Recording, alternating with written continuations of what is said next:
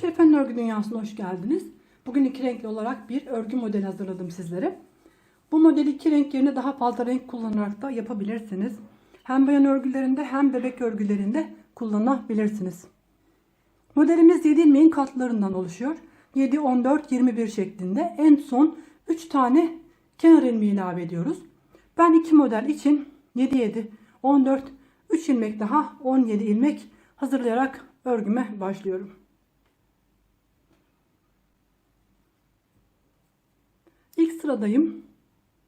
Ön yüzdeyim. İlmeklerimi sıra boyunca düz olarak örüyorum.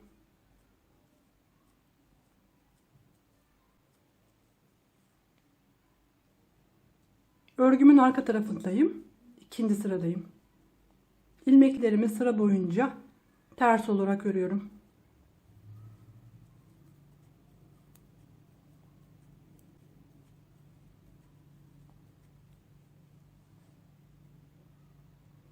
Örgümün tekrar ön yüzündeyim. Burası örgümün 3. sırası. İlmeklerimi tekrar düz olarak örüyorum.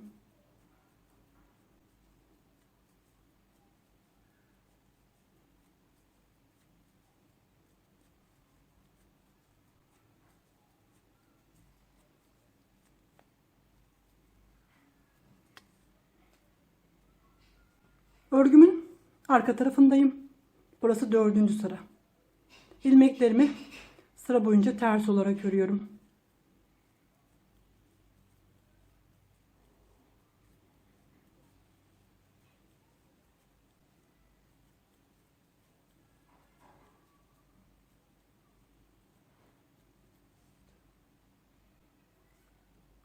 Örgümün şu anda ön yüzündeyim. Burası örgümün 5. sırası. Bu şekilde ana rengimiz ile 4 sıra ön yüzde düz, arka yüzde ters şeklinde bir ön hazırlık yapmamız gerekiyor. Şimdi hemen renkli ipime geçiyorum. Kenar ilmeğini düz olarak ördüm. Bir ilmek düz olarak örüyorum. Sonra 1, 2, 3 ilmek sayıyorum. 3. ilmeğin içine değil, 1, 2, 3 sıra altına batıyorum. Burası 1, 2, 3. ilmek. 3. ilmeğin içine değil, 1, 2, 3 sıra altına batıyorum. Buradan bir tane ilmek çıkartıyorum. Sıradaki ilmeğimi örüyorum. Bir üst boşluğu, aynı 3. ilmeğin bir üst boşluğuna batıyorum.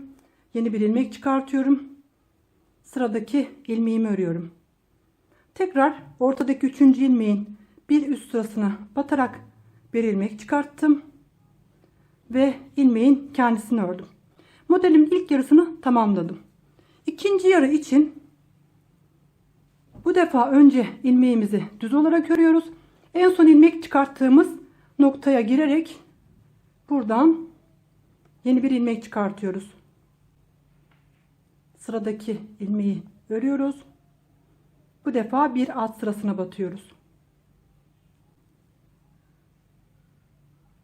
Sıradaki ilmeği düz olarak örüyoruz. Burada en son en alt bölümdeki daha önceki battığımız yere batıyoruz ve bir tane ilmek çıkartıyoruz. Bu şekilde ilk modelimizi tamamladık. İki modelin arasında bir tane düz ilmeğimiz var. İkinci modele geçtiğim zaman 1, 2, 3. ilmek. Bu 3. ilmeğin 1, 2, 3 sıra altına batıyorum. Bir ilmek çıkartıyorum. Sıradaki ilmeği düz örüyorum. Aynı şekilde 3. ilmeğin bu defa 2 alt sırasına batıyorum. Bir ilmek çıkartıyorum. Sonra bir ilmek örerek devam ediyorum. 3. ilmeğin bir alt sırasına batarak yeni bir ilmek çıkarttım ve tekrar ilmeğin kendisini ördüm. Modelimizin diğer yarısında önce bir ilmek düz örüyoruz. En son ilmek çıkarttığımız bölüme giriyoruz. Buradan yeni bir ilmek çıkartıyoruz. Bir ilmek düz örüyoruz.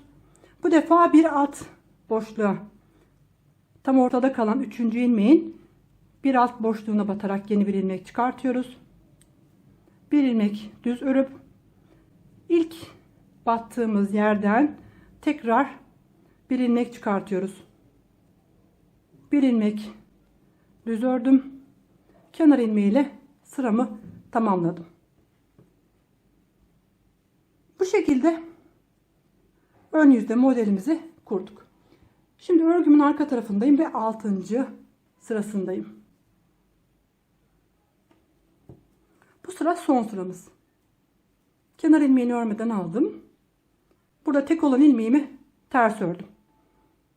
Burada ilmeklerim bakın çift çift ikişerli olarak yan yana görünüyor. Bunları ikişerli olarak ters örüyorum. 2 ilmeği birlikte ters ördüm. Tekrar 2 ilmeği birlikte ters ördüm. Bu şekilde 2 katına çıkan ilmek sayısını eski haline getirmiş oluyoruz. Bu 6 ilmeği 12 ilmek idi. Bunları ikişerli örerek tekrar 6 taneye düşürdük. İki modelimin arasındaki bir tane ilmeğimi düz ördüm. Şimdi burada 12 tane ilmeğim var. Bu 12 ilmeği ikişerli ters örerek topluyorum.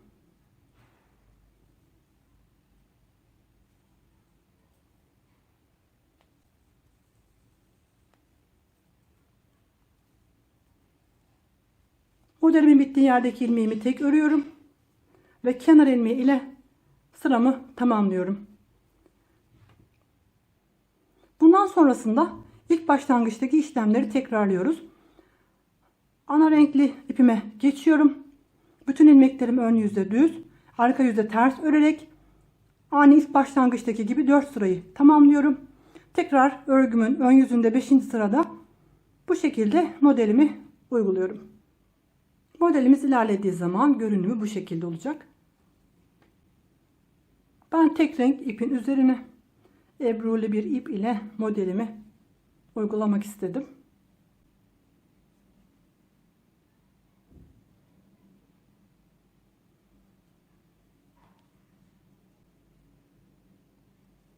Burası da örgümüzün arka tarafı. Herkese kolay gelsin.